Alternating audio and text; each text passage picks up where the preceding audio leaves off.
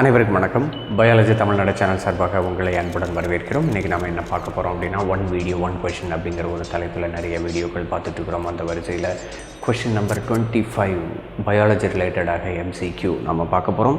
அதில் formation of interfascicular cambium from fully developed parenchymatous cells is an example of. நார்மலாக இந்த differentiation, ரீடிஃபரன்ஷியேஷன், டீடிஃபரன்ஷியேஷன் இப்படிங்கிற மூணுத்துக்கும் உங்களுக்கு வித்தியாசம் தெரிய வேண்டும். முதல்ல இந்த டிஃபரன்ஷியேஷன் அப்படின்னா என்ன அர்த்தம் அப்படின்னா, மெரிஸ்டமேட்டிக் செல்ஸ்னு சில செல்ஸ் கேள்விப்பட்டிருப்பீங்க, ஆக்கு திசுக்கள். இந்த ஆக்கு திசுக்கள் நிலைத்த திசுக்களாக மாற்றப்படுவது, அதாவது மெரிஸ்டமேட்டிக் செல்ஸ் பெர்மனன்ட் செல்ஸாக மாற்றப்படக்கூடிய அந்த நிகழ்விற்கு பேர் டிஃபரன்ஷியேஷன் அப்படிம்பாங்க. இதுக்கு அடுத்தது இந்த ரீடிஃபரன்ஷியேஷனுக்கு முன்னாடி டீடிஃபரன்ஷியேஷன் ஒன்று இருக்குது.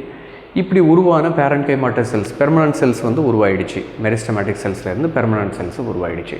அப்படி உருவான பெர்மனன்ட் செல்ஸ் ஒரு காலத்திற்கு பின்ன திரும்ப அது மெரிஸ்டமேட்டிக் செல்ஸாக மாறக்கூடிய வினை இருக்குது பார்த்தீங்களா, அதுதான் டீடிஃபரன்ஷியேஷன்.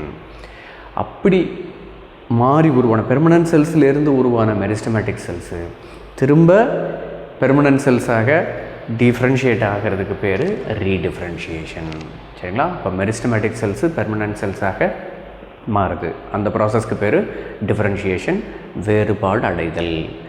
ஆக்கு திசுக்கள் நிலைத்த திசுக்களாக மாறக்கூடிய நிகழ்விற்கு, நிலைத்த திசுக்களாக மாறக்கூடிய அந்த நிகழ்விற்கு வேறுபாடு அடைதல் என்று பெயர். அப்படி வேறுபாடு அடைந்த நிலைத்த திசுக்கள் திரும்ப ஆக்கு திசுக்களாக மெரிஸ்டமேட்டிக் செல்ஸாக மாறுச்சு அப்படின்னா அதுக்கு பேர் டீடிஃபரன்ஷியேஷன், வேறுபாடு திரிதல் அப்படிம்பாங்க. இப்போ உருவான இந்த மெரிஸ்டமேட்டிக் செல்ஸு திரும்ப ஒரு தடவை டிஃபரன்ஷியேட் ஆச்சு அப்படின்னாக்க அதுக்கு பேர் ரீடிஃபரன்ஷியேஷன், மறு வேறுபாடு அடைதல் அப்படின்னு நாம் சொல்லுவோம். இப்போ இந்த டெஃபினிஷன் உங்களுக்கு புரிஞ்சிருக்கும்னு நினைக்கிறேன். ஏற்கனவே உருவான பேரன்கைமாட்டஸ் செல்ஸு திரும்ப கேம்பியம் அப்படிங்கிறது என்னது, ஒரு மெரிஸ்டமேட்டிக் டிஷ்யூ. கேம்பியம் அப்படிங்கிறது ஒரு மெரிஸ்டமேட்டிக் டிஷ்யூ. இன்டர்ஃபேசிகுலார் கேம்பியம் அப்படிங்கிறது வேஸ்குலர் பண்டிலுக்கு நடுவில் இருக்கக்கூடிய கேம்பியம். அந்த கேம்பியமாக மாறுகிறது, அதான் அர்த்தம். ரைட்டா? Cambium, formation of interfascicular cambium from fully developed parenchymatous cells. ஏற்கனவே இந்த பேரன்கைமாட்டஸ் செல்ஸ் எங்கேருந்து ஃபார்ம் ஆகிருக்கும், ஒரு மெரிஸ்டமேட்டிக் செல்ஸ்லேருந்து ஃபார்ம் ஆகிருக்கும். ஏற்கனவே அப்போது டிஃபரன்ஷியேஷன் முடிஞ்சிருச்சு. அந்த டிஃபரன்ஷியேட் ஆன செல்ஸ் திரும்ப மெரிஸ்டமேட்டிக் செல்ஸாக மாறுது. மாறக்கூடிய ரியாக்ஷன் டீடிஃபரன்ஷியேஷன் தான். இப்போ இந்த கேம்பியம் புதுசாக செல்ஸை ஃபார்ம் பண்ணிச்சுன்னு வச்சுக்கோங்க, செகண்டரி ஜைலமோ அல்லது செகண்டரி ஃப்ளோயமோ அதிலேருந்து ப்ரொடியூஸ் ஆகும். அப்படி ஆச்சு அப்படின்னாக்கா அதுக்கு பேர் ரீடிஃபரன்ஷியேஷன். அப்போது இதுக்குண்டான எக்ஸ்ப்ளனேஷன் உங்களுடைய CBSE புக்கில் 11th ஸ்டாண்டர்டில் க்ரோத் அப்படின்னு சொல்லிட்டு ஒரு லெசன் இருக்குது, அந்த லெசனில் கொடுக்கப்பட்டிருக்கு பாருங்கள்.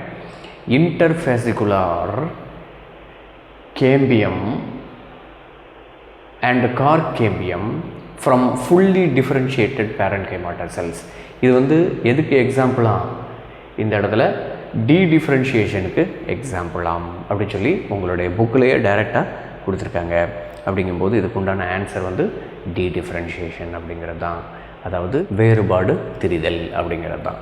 மேலும் பல தகவல்களை தெரிந்து கொள்வதற்கு பயாலஜி தமிழ்நாடு சேனலை சப்ஸ்கிரைப் பண்ணுங்கள். நன்றி, வணக்கம். பலருக்கு சேவை செஞ்ச நீயும் ஒரு ஹீரோடா, ஒரு கைப்பிடி சோறானாலும் ஷேர் செஞ்சு பாருடா.